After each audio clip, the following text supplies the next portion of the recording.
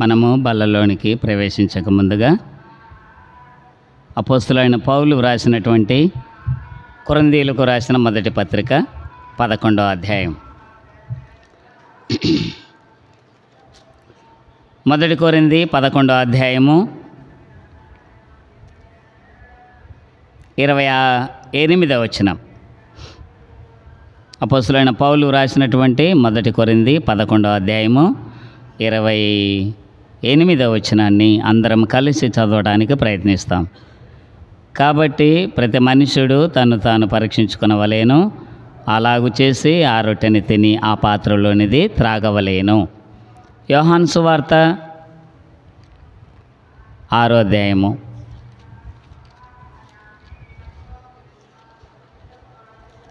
6వ అధ్యాయము 52 నుంచి 58 వచనాలు మార్చి చదవడానికి ప్రయత్నిస్తాం. యోహాను సువార్త 6వ అధ్యాయము 52 నుంచి 58 వచనాలు. యూదులు ఈయన తన శరీరమును ఎలాగో తిననీయగలడని ఒకనితో ఒకడు వాదించిరి. కావున యేసు ఇట్లనెను, మీరు మనిషి కుమారుని శరీరము తిని ఆయన రక్తము త్రాగితేనే కానీ మీలో మీరు జీవము గలవారు కారు. నా శరీరము తిని నా రక్తము త్రాగువాడే నిత్య జీవము గలవాడు. అంత్యదినమున నేను వారిని లేపుదును. నా శరీరము నిజమైన ఆహారమును, నా రక్తము నిజమైన పానమునై ఉన్నది. నా శరీరము తిని నా రక్తము త్రాగువాడు నా యందును, నేను వాని యందును నిలిచియుందుము. జీవము గల తండ్రి నన్ను పంపిన గనుక నేను తండ్రి మూలముగా జీవించుచున్నట్టే నన్ను తినివాడును నా మూలముగా జీవించును. ఇదే పరలోకము నుండి దిగివచ్చిన ఆహారము. పితరులు మన్నాను తినియు చనిపోయినట్టు కాదు. ఈ ఆహారము తినివాడు ఎల్లప్పుడూ జీవించునని నిశ్చయముగా మీతో చెప్పుచున్నాను నేను. ప్రభు సహాయం నిమిత్తమై మోకాళ్ళ మీదకి వచ్చి ప్రార్థన చేసుకుందాం. ప్రేమగల తండ్రి, వందనములు, స్తుతులు, స్తోత్రాలు చెల్లిస్తున్నాం. 4 మాసములు అద్భుతమైన రీతిగా నీ అరచేతులు మమ్మల్ని చెక్కుకొని భద్రపరిచి మా శైలముగా, మా కోటగా, మా కొండగా, మా దుర్గముగా, మా ఆశ్రయముగా ఉంటూ తండ్రి ఇంతవరకు నడిపించిన విధానమును బట్టి స్తుతిస్తూ కనపరుస్తూ కొనియాడుతూ ఉన్నాం. తండ్రి, ఉదయకాలంలో మీరు తీసుకొచ్చిన మాటలకై స్తోత్రములు. తండ్రి, మీరు ఎలాంటి దేవుడో మాకు మీరు రుజువుపరుచుకున్నందుకై స్తోత్రములు. మీరు పరిశుద్ధుడు, మీరు పవిత్రుడు, మీరు నీతిమంతుడు. నీ పిల్లలముగా మమ్మల్ని చేసుకొని దయగల తండ్రి, మేము కూడా పరిశుద్ధులుగా ఉండి పవిత్రులుగా ఉండి తండ్రి నీతిమంతులముగా ఉండుటకై మీరు కార్చినటువంటి ఆ కలువరి శిలువలో రక్తమును బట్టి స్తోత్రములు, గాయములను బట్టి స్తోత్రములు. నా కొరకై దయగల మా తండ్రి మీరు శ్రమ పొంది నా కొరకై గాయములు పొంది రక్తమును కార్చి దయగల తండ్రి చనిపోయి సమాచేపడి తిరిగి 3వ దినాన లేచిన దేవా, మిమ్మల్ని ఆరాధిస్తున్నానయ్యా, మిమ్మల్ని గణపరుస్తూ కొనియాడుతున్నాను. నీ రక్తం ద్వారా నాకు విమోచన, నీ రక్తం ద్వారా నీ పిల్లలకు కాగోలుటకి ఇచ్చిన ధన్యకరమైన సమయాన్ని బట్టి స్తోత్రములు. అంత మాత్రమే కాదు, నన్ను నీ బిడ్డగా చేసుకొని రక్షించిన నాటి నుంచి ఎంతవరకు ప్రభా నీ కృపలో భద్రపరిచినందుకే వందనములు చెల్లిస్తూ నిన్ను ఆరాధిస్తున్నాను. అవును తండ్రి, పరిశుద్ధత లేని నాకు పరిశుద్ధతను ఇచ్చుటకై, అపవిత్రుడైనటువంటి నన్ను పవిత్రుడిగా చేయుటకై, అనీతిమంతుడైనటువంటి నన్ను నీతిమంతుడిగా చేయుటకై దయగల తండ్రి నేను పొందవలసినటువంటి శిక్ష మీరు పొందినందుకై స్తోత్రములు తండ్రి. అందరి బట్టి ఆరాధిస్తున్నాను. ఈ మానవ కోటిలో ప్రపంచంలో మీరొక్కరే దయగల తండ్రి నన్ను వెదకినారు, ప్రేమించినారు, రక్షించినారు, నీ బిడ్డగా చేసుకున్నందుని బట్టి ఆరాధిస్తున్నాను. ఈ సమయంలో మా తండ్రి బల్ల కొరకై మొదటి కొరింథీ 11:28, యోహాను సువార్త 6వ అధ్యాయం 52 నుంచి 58 వచనాలు చదివే భాగ్యమును ఇచ్చినందుకై స్తోత్రములు. నిలబడుతూ ఉండగా మీరే హెచ్చవలసి ఉన్నది. దయగల తండ్రి నన్ను నేను తగ్గించుకొనవలసి ఉన్నదని ఒప్పుకొనొచ్చు.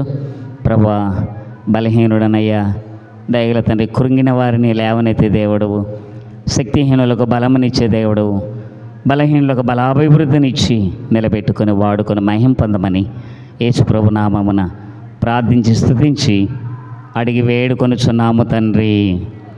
ఆమేన్.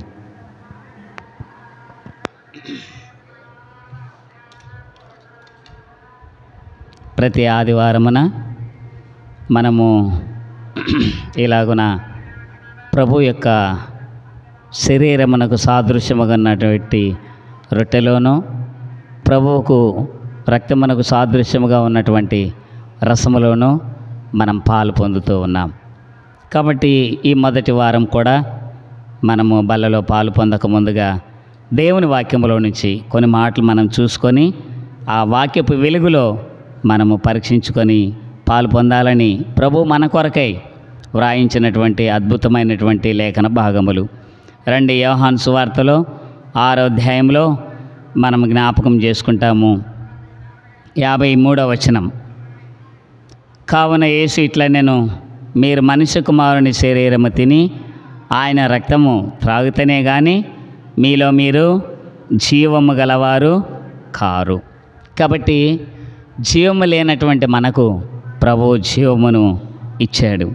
ఆ జీవమును మనము నిలబెట్టుకోవాలి అని అంటే యోగ్యమైన రీతిలో బల్లలో పాలు పొందాలి. రెండవది 54లో వ్రాయబడింది, నా శరీరము తిని నా రక్తం త్రాగువాడే నిత్య జీవము గలవాడు. కాబట్టి మనం నిత్య జీవము కలిగిన వారముగా ఉండాలి అని అంటే దేవుని వాక్యంలో వెలుగులో పరీక్షించుకోవాలి. అంత మాత్రం కాదు, అంత్యదినమున నేను వారిని లేపుదును అంటాడు. 55లో నా శరీరము నిజమైన ఆహారమును నా రక్తము నిజమైన పానమునై ఉన్నది. నా శరీరము తిని నా రక్తం త్రాగువాడు నా యందును నేను వాని యందును నిలిచి ఉందుము. కాబట్టి మనం ఆత్మీయంగా నిలిచి ఉండాలి అనంటే, దేవునిలో ఉండాలి అనంటే దేవుని వాక్యపు వెలుగులో మనము నడుచుకోవాలని ప్రభు కోరుతూ ఉన్నాడు. కాబట్టి ఈ మాటను జ్ఞాపకం చేసుకుంటాము. 55వ వచనం, నా శరీరము నిజమైన ఆహారమును నా రక్తము నిజమైన పానమునై ఉన్నది అని వ్రాయబడింది. ఈ మాట ప్రకారంగా ఆరాధనలో మనం చూస్తూ వచ్చాం. ప్రభువు నీ కొరకై నా కొరకై కల్వరి సిలువలో నిజముగా తన ప్రాణమును అప్పగిస్తూ వచ్చాడు, తన యొక్క దేహమును అప్పగిస్తూ వచ్చాడు, తన శరీరమును అరికాలు నుంచి నడినెత్తి వరకు అవయములన్నీ నీ కొరకై నా కొరకై అప్పగిస్తూ వచ్చాడు. నిజంగా మరణించాడా లేదా? నిజంగా సజీవుడుగా లేచాడా లేదా? కాబట్టి ఆయన నిజమైనటువంటి దేవుడు అని భక్తులు సాక్ష్యం ఇస్తున్నారు. కన్నులారా చూచారు, చెవులారా విన్నారు, కాబట్టి నోరారగా ఆరాధించిన వారు ఉన్నారు. కాబట్టి ఆయన శిలువలో ప్రాణం ఇస్తూ ఉన్నప్పుడు, ప్రాణం విడిచేటప్పుడు, ఆయన శిలువలో 7 మాటలు పలికినప్పుడు అక్కడ ప్రత్యక్షంగా ఉన్నటువంటి వారు సాక్ష్యం ఇస్తున్నారు, ఈయన నిజమైన దేవుడు అని. కాబట్టి నిజంగా తన శరీరమును మన కొరకు ధారపోసినాడు, తన రక్తమును మన కొరకు ధారపోస్తూ వచ్చాడు. కాబట్టి ఆయన ఎలాంటి వాడు అని అంటే నిజమైనటువంటి దేవుడు అని సాక్ష్యం ఇస్తూ ఉన్నారు. రండి, ఎవరెవరు సాక్ష్యం ఇస్తున్నారు ఆయన నిజమైనటువంటి దేవుడు ఎలాంటి వాడు అని? రండి, దేవుని వాక్యంలోకి వెళ్తాం. మార్కు రాసిన సువార్త 15వ అధ్యాయము 39వ వచనం. మార్కు 15:39 చదవండి. 15:39 వచనం. 15:39 వచనం. ఆయనకెదురుగా నిలిచి ఉన్న శతాధిపతి ఆయన ఈలాగు ప్రాణము విడిచట చూచి, నిజముగా ఈ మనుష్యుడు దేవుని కుమారుడే. చూసారా, నిన్ను నన్ను మనల్ని రక్షించడానికి దేవుని కుమారుడిగా వచ్చాడు కదా. వారు సాక్ష్యం ఇస్తున్నారు, వారు కనులారా చూచారు, వారు చెవులారా విన్నారు. ఆ గొల్గొతా కొండ మీద తాను పొందిన శ్రమలను చూస్తూ వచ్చారు, తాను పొందినటువంటి యావత్ బాధను చూస్తూ వచ్చారు. కాబట్టి వారు సాక్ష్యం ఇస్తున్నారు. ఏమని ఇస్తున్నారు? కనుకనే నా శరీరం నిజమైనటువంటి ఆహారము అని అంటూ ఉన్నాడు. కాబట్టి నిజమైనటువంటి పానము, నిజమైనటువంటి ఆహారముగా సాదృశ్యముగా ఉన్నటువంటి రొట్టెలో మనం బల్లలో పాలు పొందుతూ ఉన్నాం. కనుక వారిచ్చే సాక్ష్యం ఏంటిది? నిజముగా ఈ మనుష్యుడు దేవుని కుమారుడే. చూసారా? కాబట్టి ఈయన దేవుని కుమారుడే అనేటటువంటి సాక్ష్యాన్ని వారు ఇస్తూ ఉన్నారు. ఇంకొక మాట వ్రాయబడింది యోహాను సువార్తలో, ఒక మాట వ్రాయబడింది. రండి, యోహాను సువార్త 4వ అధ్యాయంలో 4వ అధ్యాయం 42వ వచనం చూడండి. 4:42 వచనం చదవండి. 41 కూడా చదవండి. ఆయన మాటలు వినినందున ఇంకను అనేకులు నమ్మి ఆ స్త్రీని చూచి, ఇక మీదట నీవు చెప్పిన మాటను బట్టి కాక మా మట్టుకు మేము విని ఈయన నిజముగా లోకరక్షకుడని తెలుసుకొని నమ్ముచున్నాము. ఎవరండి ఈయన? లోకరక్షకుడు. ఈయన నిజముగా దేవుని కుమారుడే. ఈయన నిజముగా లోకరక్షకుడే. లోక కళ్యాణము కొరకై, లోకములో ఉన్నటువంటి నిన్ను నన్ను రక్షించుట కొరకే వచ్చాడు అనేటటువంటి సాక్ష్యాన్ని మనం చూస్తున్నాం. అదే లూకా రాసిన సువార్తలో ఇంకొక భక్తుడు ఈ విధంగా అంటాడు. రండి, ఆయన ఎలాంటి వాడో వారు సాక్ష్యం ఇస్తున్నారు. లూకా రాసిన సువార్త 23వ అధ్యాయంలో, లూకా 23వ అధ్యాయంలో 47వ వచనం చదవండి. 47వ వచనం.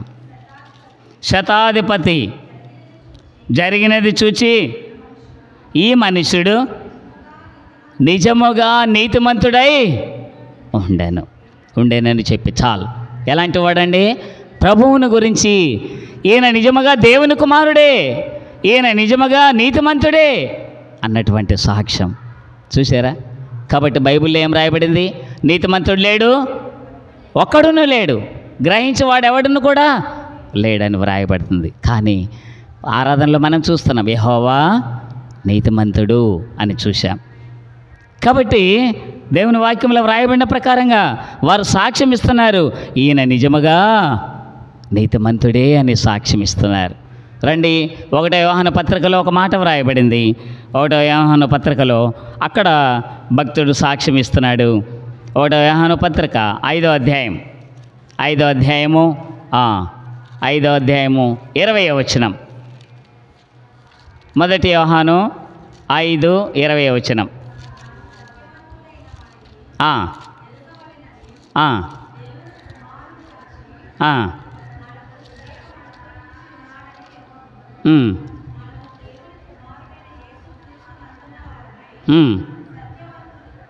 సత్యంతోనే ఎందున్నాము, ఆయనే నిజమైన దేవుడును నిత్య జీవమునై ఉన్నాడు. చూసారా? ఎవరండి నిజమైనటువంటి దేవుడు?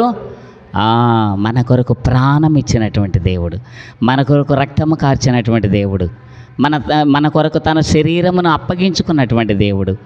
చూసారా? అందుకనే యోహాను భక్తుడు సాక్ష్యం ఇస్తాడు.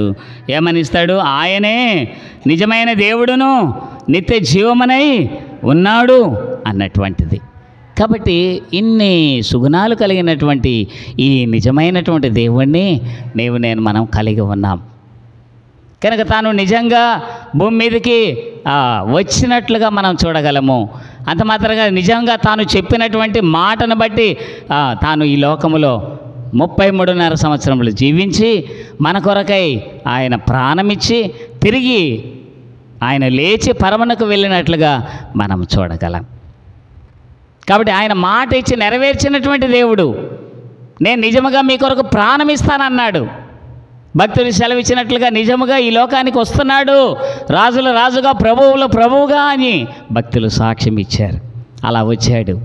అలా మన కొరకై ఆయన శిలువలో చేసిన బలియాగమని మనం జ్ఞాపకం చేసుకుంటాం. అందుకని బైబిల్లో వ్రాయబడింది, సామెతల గ్రంథం 11వ అధ్యాయము 7వ వచనం, నీతిమంతుని జ్ఞాపకము చేసుకునుట ఆశీర్వాదకరం.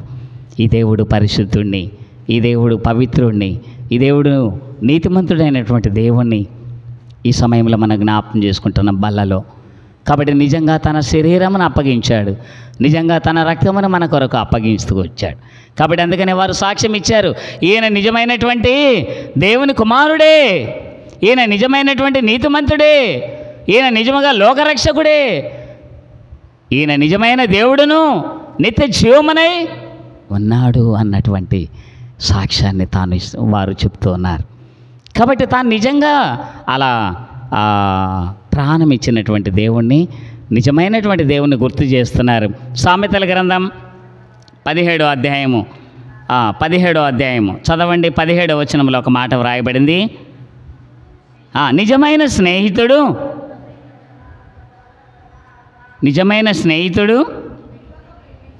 ప్రేమించును చాలు. ఏమని వ్రాయబడింది? నిజమైన స్నేహితుడు అని వ్రాయబడింది. చూసారా? కనుక నిజమైనటువంటి స్నేహితుడు మనలను స్నేహితులుగా చేసుకోవడానికి ఆయన ప్రాణం ఇచ్చాడు. కనుక అందుకనే యోహాను సువార్త 15లో వ్రాయబడింది. ఏమంటాడు? ఏమని వ్రాయబడింది? 15వ అధ్యాయము 1వ వచనం, నేను నిజమైన ద్రాక్షావల్లిని, నా తండ్రి వ్యవసాయకుడు అని వ్రాయబడింది. కాబట్టి ప్రభువు ఎంత నిజమైన వాడో సాక్ష్యం ఇస్తున్నారు. అయితే ప్రభువు నిజంగా జీవించాడే, తన నిజత్వాన్ని నిరూపించుకుంటూ వచ్చాడే. మరి నీవు నేను మనం నిజంగా భూమి మీద ఎలా ఉన్నాం? తండ్రి పోలికలో ఉన్నామా? అందుకనే అపోస్తలుడైన పౌలు అంటాడు, నేను క్రీస్తుని పోలి నడుచుకొనుచున్న ప్రకారం మీరు నన్ను పోలి నడుచుకొనిడి అని అంటాడు. కాబట్టి దేవుని వాక్యమును పోలి నడుచుకోవాలి. ప్రభు ఎలా నిజంగా తాను ప్రాణం ఇచ్చినాడు, ప్రేమించినాడు, ఆదరించినాడు, ప్రార్థించినాడు, అది నిజంగా తాను నిరూపిస్తూ వచ్చాడు. అయితే ఆ భాగాలను మనం జ్ఞాపకం చేసుకుంటాం. రండి, ఒక 7 భాగాలుగా మనం క్లుప్తంగా చూసుకోవడానికి ప్రయత్నిస్తాం. మొదటిగా రండి దేవుని వాక్యంలో 2వ యోహాను పత్రిక 1వ అధ్యాయము చదవండి. 3-5 వచనాలు. 2వ యోహాను పత్రిక 1వ అధ్యాయము 3-5 వచనాలు చదవండి. సత్య ప్రేమలు మన యందుండగా తండ్రి అయిన దేవుని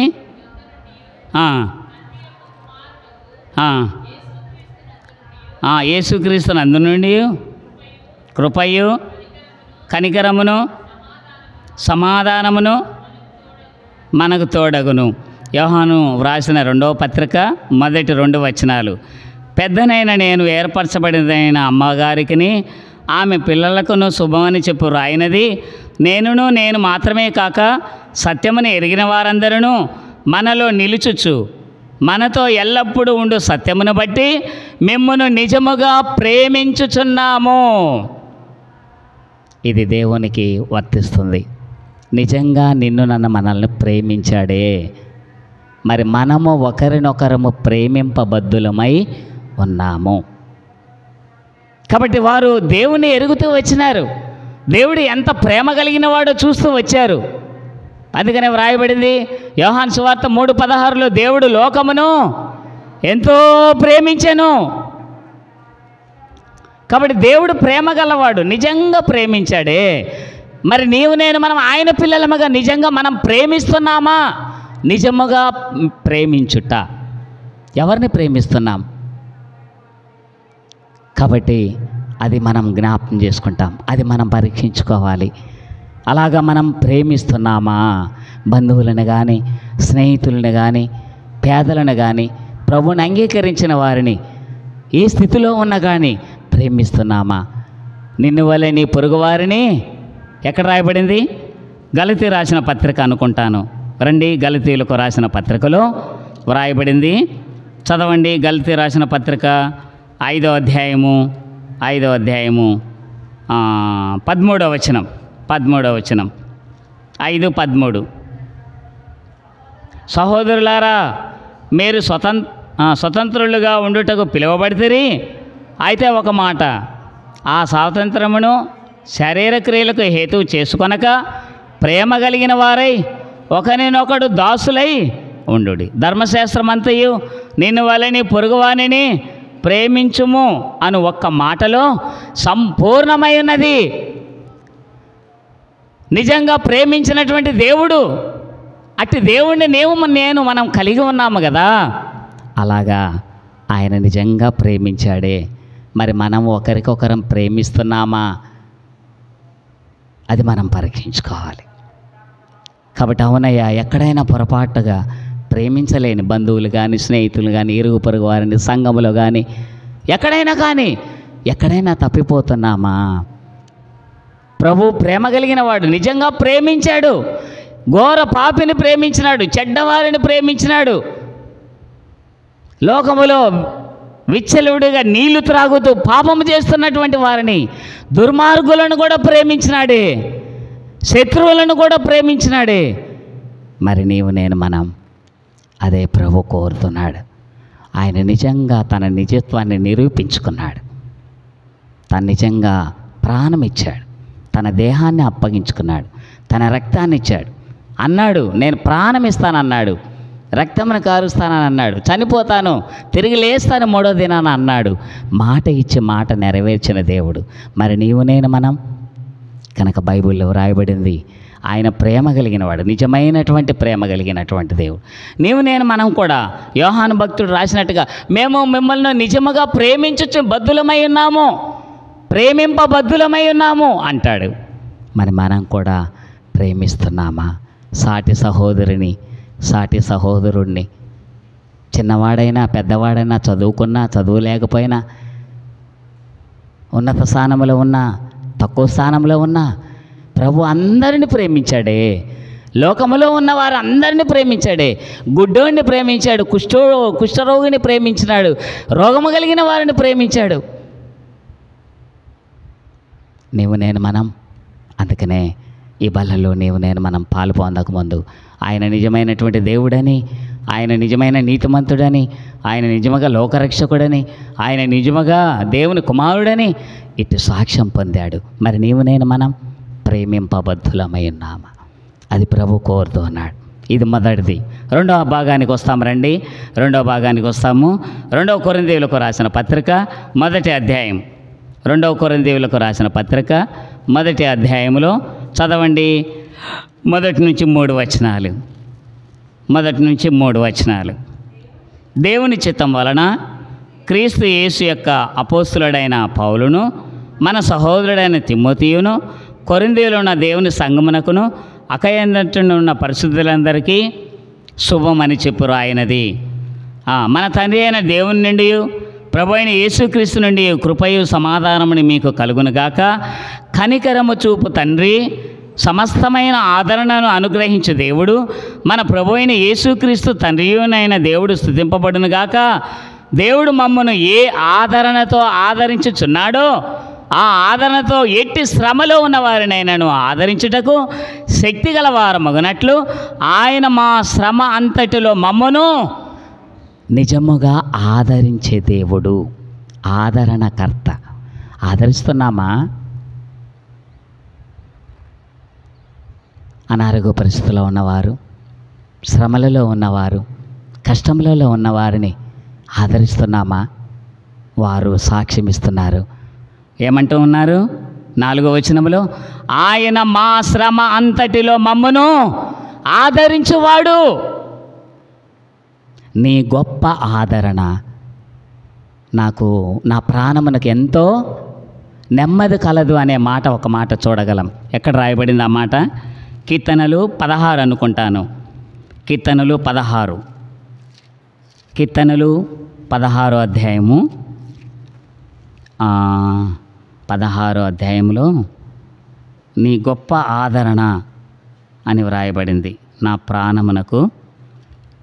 కీర్తనలు 94వ అధ్యాయం, 94వ అధ్యాయము 14వ వచనం, 19వ వచనం, 19 చదవండి.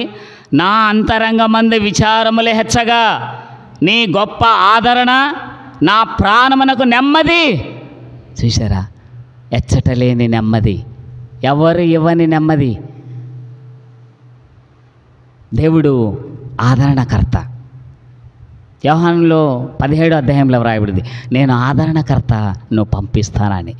మరి దేవుని పిల్లలముగా ప్రభు ఆదరణకర్త అయినప్పుడు నీవు నేను మనము ఆదరిస్తున్నామా అని. నేను నెల్లూరులో ఉన్నప్పుడు ఒక సహోదరి బుజ్జమ్మ గారు, తనకు 3 కుమారులు ఉన్నారు, తనకు 3 కోడళ్ళు ఉన్నారు.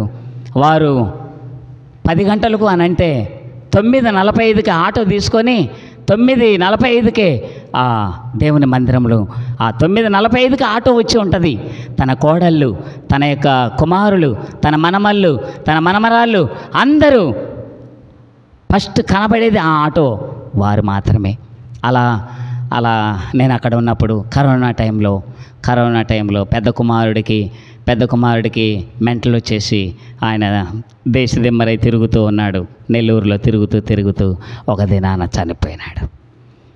అంతకంటే ముందుగా ఆ బుజ్జమ్మ సహోదరి యొక్క భర్త తాను చనిపోతూ వచ్చాడు. విధవరాలుగా ఉంది. అలాంటి స్థితిలో 3 కుమారులను పోషిస్తూ కోడలను చూసుకుంటూ వచ్చింది. ఈ స్థితిలో పెద్ద కుమారుడు కూడా చనిపోతూ వచ్చాడు. చనిపోయినాడు. సేవకుడికి ఫోన్ చేస్తే సంఘమంతా వెళ్ళి ఆ సమయంలో అక్కడ బరిగిల్లో భూస్థాపన కార్యక్రమం చేసి వచ్చాం. సంవత్సరం వెళ్ళకముందే కరోనా టైంలో 2వ కుమారుడు ఫోటోగ్రాఫర్గా పనిచేస్తున్నాడు. తాను ఫోటోలు తీయటానికి వెళ్తూ వచ్చాడు. పెద్ద కుమారుడు చనిపోయిన దుఃఖములో, తర్వాత తన భర్త చనిపోయిన దుఃఖములో ఆ సహోదరి బాధపడుతూ ఉండగా కరోనా టైంలో ఆయన ఫోటోలు తీయటానికి వెళ్ళాడు. ఆ సమయంలో ఈ కరోనా తనకు అంటుకుంది. హాస్పిటల్లో జాయిన్ అయినాడు. అన్నా ప్రార్థన చేయండి అని అంటే సంఘం ప్రార్థిస్తూ వచ్చింది. కానీ 7 రోజుల తర్వాత తాను కూడా ఈ లోకాన్ని వదిలిపెట్టేశాడు. ఆ తల్లికి ఎంత బాధ ఉంటుంది. భర్త చనిపోయినాడు, 3 కుమారులు ఉన్నారు, నన్ను సాకుతారు, నన్ను చూసుకుంటారు, నన్ను బాగు చేస్తారు అని అనుకుంటూ వచ్చింది. పెద్ద కుమారుడు చనిపోయినాడు. సంవత్సరానికి 2వ కుమారుడు చనిపోతూ వచ్చాడు. అప్పుడు దైవ సేవకునికి ఫోన్ చేసి, నన్ను ఎవరైనా ఆదరిస్తారా, నన్ను ఎవరైనా ఆదరించే వాళ్ళు ఉన్నారా అంటే అప్పుడు దైవ సేవకుడు అన్నాడు, ఆ కీర్తనలు 94 ఏమని వ్రాయబడింది 19, నీ గొప్ప ఆదరణ నా ప్రాణమునకు నెమ్మది. అంత మాత్రం కదా, ఈ వాక్యం కూడా చూపిస్తూ వచ్చినాడు. కాబట్టి మేము మాటలు చెప్పేవారమే, దేవుడు ఉన్నాడు ఆదరణకర్త. అమ్మా, ఆయనే నీకు భర్త, ఆయనే నీకు ఆత్మీయ తండ్రి, ఆయన నిన్ను ఆదరిస్తాడు, ఆయన నిన్ను పోషిస్తాడు, ఆయన నిన్ను ప్రేమిస్తున్నాడు.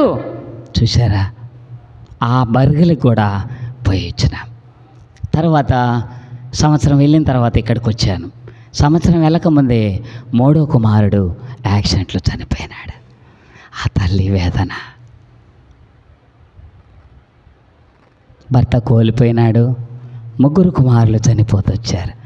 నేను 3 కోడళ్ళని ఎలా పెంచి పోషించాలి, మనమరాలను ఎలా చూసుకోవాలి అని ఎంత ఆదరణ కోల్పోయిందో, ఎంత నెమ్మది లేని స్థితిలో ఉందో చూసారా ప్రియులారా.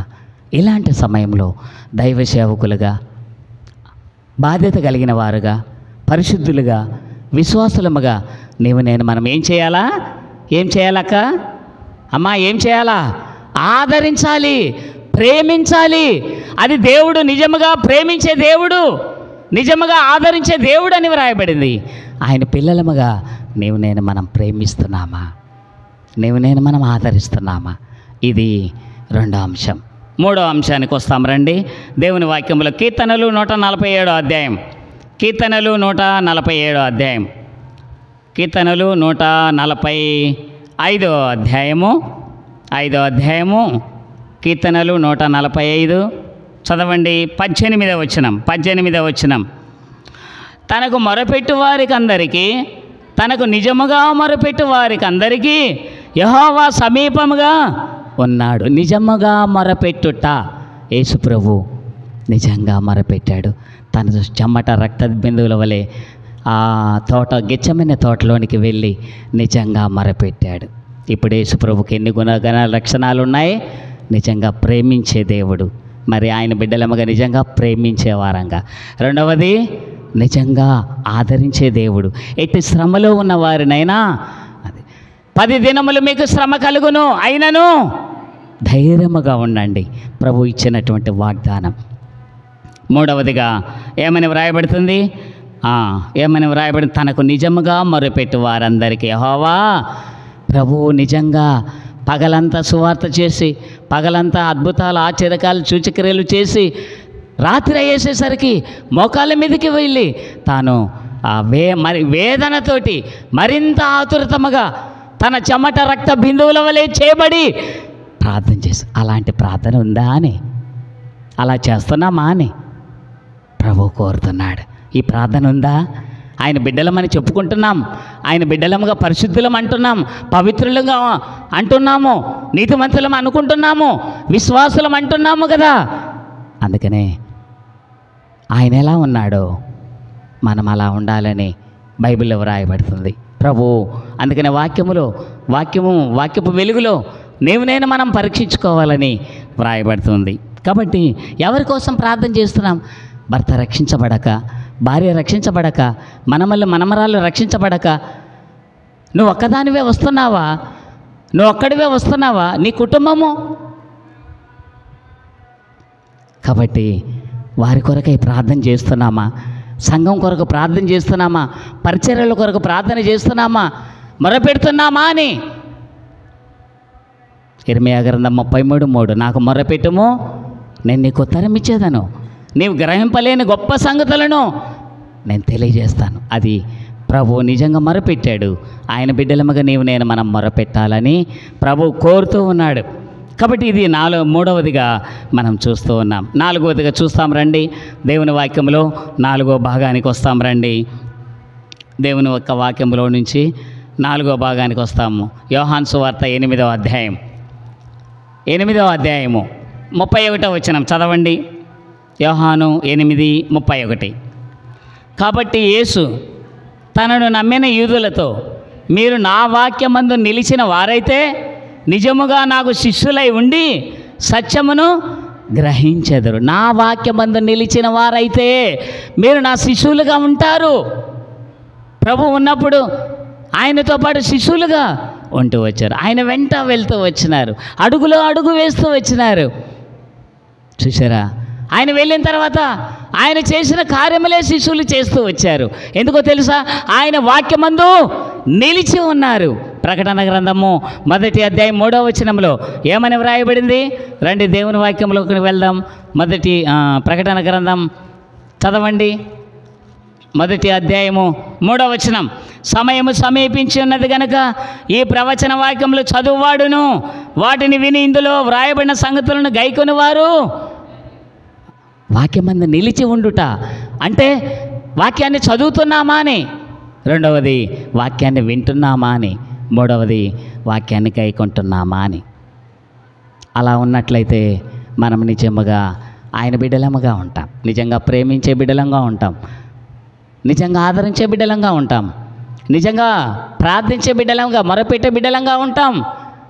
నాలుగవదిగా ఆయన శిష్యులముగా అంటే ఆయన పిల్లలముగా భూమి మీద నేను మనం ఉండాలని దేవుడు కోరుతున్నాడు.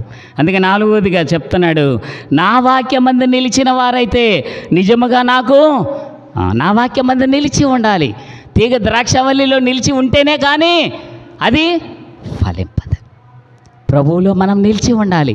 శ్రమైన, కష్టమైన, బాధ అయినా, ఇరుకైన, ఇబ్బంది అయినా, శోధనలైనా, నిందలైన, అవమానములైనా ప్రభువులు నిలిచి ఉండాలి. ఆయన హత్తుకొని ఉండాలి. ఆయనతో అడుగు వేస్తూ ఉండాలి. అప్పుడే మనం నిజమైనటువంటి క్రైస్తవులముగా, నిజమైనటువంటి దేవుని పిల్లలముగా, నిజముగా మనం ఈ లోకములో జీవించబద్దులమై ఉంటూ ఉన్నాం. ఇది నాలుగవది. ఐదవ మాట, ఒక మాట జ్ఞాపకం చేసుకుంటాం రండి. ఐదవ మాట రండి. మత్తయి సువార్త 4వ అధ్యాయం 17వ వచనం. మత్తయి సువార్త 4వ అధ్యాయము 17వ వచనం చదవండి. మత్తయి 4:17. అప్పటి నుండి యేసు పరలోక రాజ్యము సమీపించినది గనుక మారు మనసు పొందడని చెప్పుచు ప్రకటింప మొదలుపెట్టెను. తర్వాత మార్కు రాసిన సువార్త 1:12 అనుకుంటాను. కాలము సంపూర్ణమై ఉన్నది, దేవుని రాజ్యము సమీపించి ఉన్నది, మారు మనసు పొంది సువార్తను నమ్ముడని. అంటే ఏంటంటే నిజముగా సువార్త ప్రకటిస్తున్నామా అని. మనం పనిచేసే స్థలములో, మన ఇరుగు పొరుగు వారి ఎదుట, మన బంధువుల ఎదుట, నువ్వు బస్సులో పోతున్నా, నువ్వు ట్రైన్లో వెళ్తున్నా, నువ్వు బండి మీద వెళ్తున్నా, నువ్వు నడిచి వెళ్తున్నా, సువార్త ప్రకటిస్తున్నామా అని. ప్రభు నిజంగా తాను సువార్త ప్రకటించాడు. ఇది ఐదవది. కాబట్టి నేను మనం సువార్త ప్రకటించాలని ప్రభు కోరుతున్నాడు. అందుకనే ప్రభు పునరుద్ధానుడుగా లేచినప్పుడు ఆయన అన్నాడు, ఏమన్నాడు? మత్తయి సువార్త 28లో 29లో ఏమన్నాడు? 18.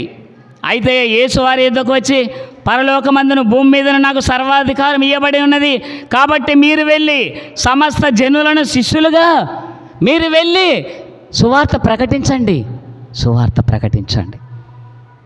నేను కర్నూలులో చదువుతూ ఉన్నప్పుడు అరవిందం గారు ఉన్నప్పుడు అరవిందం గారి యొక్క అంకుల యొక్క పెంపకములు పెంచబడుతూ వచ్చా.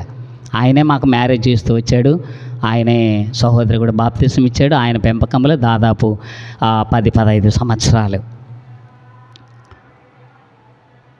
చదువుతూ ఉన్నప్పుడు కాలేజీకి వెళ్ళి కాలేజీ నుంచి రూమ్కి వచ్చి రూమ్ నుంచి సైకిల్ తీసుకొని మళ్ళీ యెరూషలేము మందిరానికి వెళ్ళి అక్కడ మందిరంలో పని చేస్తూ ఆ విధంగా వస్తూ జీవిస్తూ వచ్చారు. అరవిందం గారు అనేవారు, ఇంటర్మీడియట్ అయిపోయింది కదా, నువ్వు బైబిల్ చదివితే చాలు, వచ్చేసి సేవకు వచ్చేసి అనేవాడు అనమాట. ఆనాటి నుంచే దేవుని సేవకులు చెప్తూ వచ్చారు, నువ్వు సేవకు వచ్చేయి, బైబిల్ చదివితే చాలంతే అని చెప్పేవాడు. నేనున్నటువంటి ఆ రూములో గిడ్డమ్మ గారు అని ఉంది, బీ క్యాంపు సెంటర్లో చిన్న పాక. అరవిందం గారు బుధవారం వచ్చి అక్కడ బైబిల్ స్టడీ పెట్టేవారు. అయితే నేను ఎందుకు చెప్తున్నానంటే, తనకు క్యాన్సర్ వచ్చింది, కొడుకు వదిలిపెట్టినాడు, కూతురు వదిలిపెట్టింది, చనిపోయే పరిస్థితుల్లో హాస్పిటల్ జాయిన్ అయింది, ఆపరేషన్ చేసినారు, అంతా ఈ రొమ్మ క్యాన్సర్ వచ్చింది. ఆపరేషన్ చేస్తే భయంకరమైనటువంటి ఆ నొప్పికి తాళలేక అలమరుగుతూ ఉంది హాస్పిటల్లో. ఒక సహోదరి సువార్త చెప్పింది. తర్వాత సువార్త చెప్పినా కూడా నేను చనిపోవాలనేటువంటి తీర్మానం చేసింది. అలా ఎవరికి చెప్పకుండా హాస్పిటల్ నుంచి బయటకు వచ్చేసింది. ఆ విధంగా ఒక చోటికి చనిపోవాలని వెళ్తుంది. మార్గంలో ఒక బావి కనపడింది, దప్పికైతున్నాయి, ఆ నీళ్లు కావాలని స్పృహ తప్పి అట్లాగే ఉండిపోయింది. ఆ వేలో ఒక లారీ చేస్తుంది, వాళ్ళు ఇంజిన్లో నీళ్ళు పోయటానికి బకెట్ తీసుకొని వచ్చాడు. వాడు భయపడ్డాడు. ఎవరమ్మా నువ్వు అన్నట్టు, అయ్యా నాకు మంచి నీళ్ళు పోస్తావా అని అంటే, అప్పుడు మంచి నీళ్ళు పోస్తే తాగేసింది. తాగిన తర్వాత నేను బావిలో దింకి చచ్చిపోవాలి కదా అన్నప్పుడు ఆ సహోదరి చెప్పిన వాక్యం, నిజమైనటువంటి దేవుణ్ణి అంగీకరించు, నిన్ను బాగు చేస్తాడు, నిన్ను స్వస్థపరుస్తాడు, ఈయన సమస్తమును బాగు చేయి దేవుడై ఉన్నాడు అని ఆ సహోదరి చెప్పింది. ఆ మాట గుర్తొచ్చింది. యేసు ప్రభువుని అంగీకరించింది, ఒప్పుకుంది. ఆమె అలా నేర్సిల్లి పడిపోయింది. దర్శనంలో ప్రభువు దేవదూతను కనిపించి అలాగున చేతితోటి ఇట్లా ఆ రొమ్ము భాగములు చేతి ఇలా అన్నప్పుడు తాను లేవగానే చూస్తే అంతా ఒట్టిచ్చిపోయిందండి. నిజమండి, నేను కళ్ళారా చూశానండి. ఆమె దగ్గర నేను దాదాపు 2 సంవత్సరాలు అక్కడ ఆ మందిరంలో ఉంటూ, ఆమె రూమ్లో ఉంటూ అలా ఆమె సాక్ష్యం. అలాంటి సహోదరి ఉదయకాలం మేము 5 గంటలకి లేచి వాకింగ్కి పోయినప్పుడు చిన్నలు పెద్దలు వృద్ధులు సహోదరులు వాకింగ్ చేస్తున్నప్పుడు ఇలాంటి బైబిల్ సంచి తగిలిచ్చి ఎన్ని కరపత్రికలు పట్టుకొని మరియమ్మ సహోదరి వృద్ధులు దాదాపు 55, 60, 70 సంవత్సరాల వయసులో వారు ఎన్ని కరపత్రికలు పట్టుకొని యేసుప్రభుని నమ్ముకోండి అని పత్రికలు ఇచ్చి అలా చేస్తూ వచ్చారు. ఈనాడు ఆ సహోదరి యొక్క చిన్న కొట్టం అరవిందం గారికి, అయ్యా ఇది మందిరానికి వాడుకోండి అని ఇచ్చేస్తుంది. ఈనాడు అది 3 అంతస్తుల మేడ అయింది. ఈనాడు 300 ఆత్మలు మందిరానికి వస్తున్నాయి. చూసారా? కాబట్టి ఆమె నిజంగా పరిచర్య చేస్తూ దేవుని యొక్క సువార్త ప్రకటిస్తూ వచ్చింది. కాబట్టి అందుకనే ప్రభు అన్నాడు, మీరు వెళ్ళి అనేక మందిని శిష్యులకు చేయండి. చేస్తున్నాం అలాగున మన పక్కవారికి అందిస్తున్నామా సువార్త? నీకు దేవుడు చేసిన మేలులను బట్టి నీ సాక్ష్యం చెప్పు చాలంతే. ప్రభువును అంగీకరించేటట్లుగా వారి కొరకు ప్రార్థన చేయి, నిజంగా వారిని మందిరానికి ఆహ్వానించేటట్లు చేయి. అలా చేస్తున్నామా అని ఇది 4వదిగా మనం చూస్తున్నాం. మొదటిగా ఏంటిది? మొదటిగా ప్రేమించుట, 2వది ఆదరించుట, 3వది నిజముగా మొరపెట్టుట, 4వది ఆయన వాక్యమందు నిలిచిన వారమైతే నిజముగా ఆయన పిల్లలముగా చేయబడతాం, ఆయన బిడ్డలంగా చేయబడతాం. ఇది 4వది. 5వది ఒక మాట చూస్తాం రండి. 5వదిగా రోమా రాసిన పత్రిక 16వ అధ్యాయం 16వ అధ్యాయంలో వ్రాయబడుతుంది. రండి 16వ అధ్యాయంలో 16వ అధ్యాయము 3వ వచనం చదవండి. 3వ వచనం, క్రీస్తు యేసునందు నా జత పని వారైన ప్రిస్కిల్లాకును అకులకును నా వందనములు చెప్పుడి. ఇది 5వదిగా మనం జ్ఞాపకం చేసుకుంటే, ఎవరి జత పని వారముగా?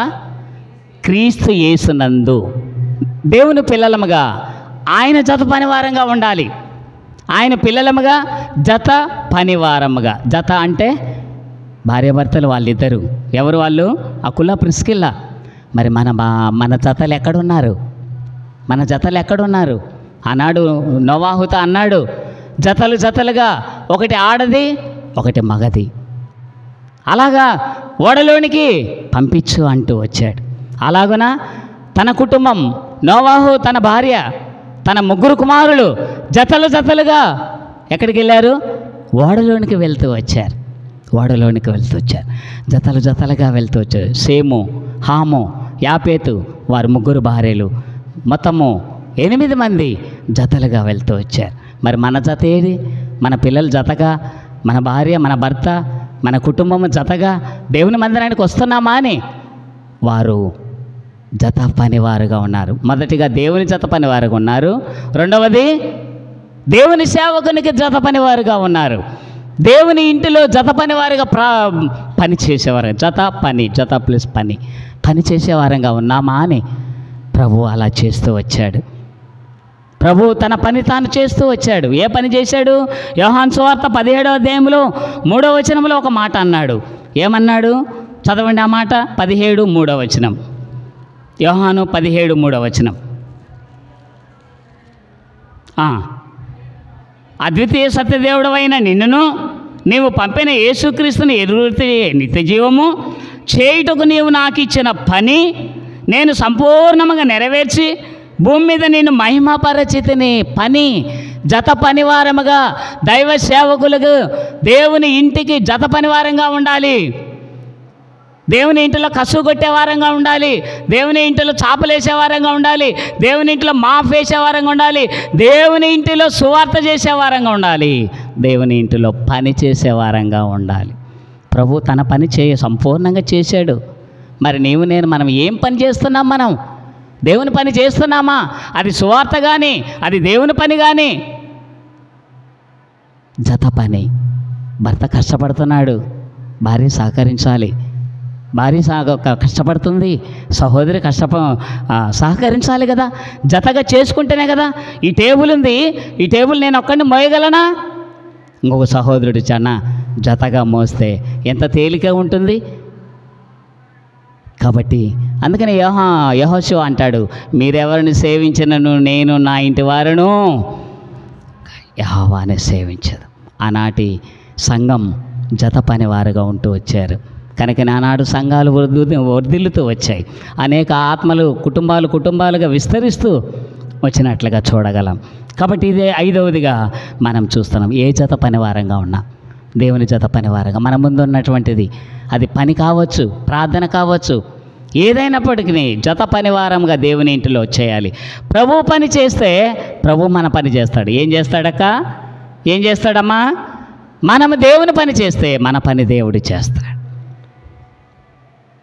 మనం దేవుని పని చేస్తే దేవుడు మన పని చేస్తాడు. కాబట్టి వారు అలా చేస్తూ వచ్చారు. తర్వాత 6వదిగా చూస్తాం రండి. 16వ అధ్యాయంలో 6వ వచనం చదవండి. మీ కొరకు బహుగా ప్రయాసపడిన మరియకు వందనములు. బహుగా ప్రయాసపడింది. యేసు ప్రభు నీ కొరకై నా కొరకై తను ప్రయాసపడినట్లుగా చూడగలం. అలాగా తన బిడ్డలు ప్రయాసపడుతూ వచ్చారు. ఈనాడు మనం ఆయన బిడ్డలముగా చెప్పుకుంటూ ఉన్నాము కదా. మన ప్రయాసం ఎక్కడ? అందుకనే దేవుని వాక్యంలో వ్రాయబడింది 1 కొరింథీ 15వ అధ్యాయం చివరి వచనం అనుకుంటాను, మీ ప్రయాసము ప్రభువునందు వ్యర్థము కాదని ఎరిగి స్థిరులను కదలని వారును ఎప్పటికీ ఆసక్తులై ఉండుడి. ప్రేమించే విషయంలో ఆసక్తి, ఆదరించే విషయంలో ఆసక్తి, ప్రార్థించే విషయంలో ఆసక్తి, సువార్త చేసే విషయంలో ఆసక్తి, వాక్యం మీద నిలిచి నిలిచి ఉండే దాంట్లో ఆసక్తి. అది ఆనాటి సంఘం, ఆనాటి భక్తులు ఉంటూ వచ్చారు. మరి ఈనాడు నీవు నేను మనం ప్రయాసపడే వారంగా ఉండాలని దేవుడు కోరుతూ ఉన్నాడు. అక్కడ జత పనివారు అని అంటే అక్కడ వ్రాయబడింది, ఈ అధ్యాయంలో 35 మంది సభ్యులను మనం జ్ఞాపకం చేసుకుంటాం. సహోదరులు ఉంటూ వచ్చారు. వారి పను యోగ్యులుగా ఉంటూ వచ్చారు. వారు ప్రయాసపడుతూ వచ్చారు. వారు సహాయపడేవారుగా ఉంటూ వచ్చారు.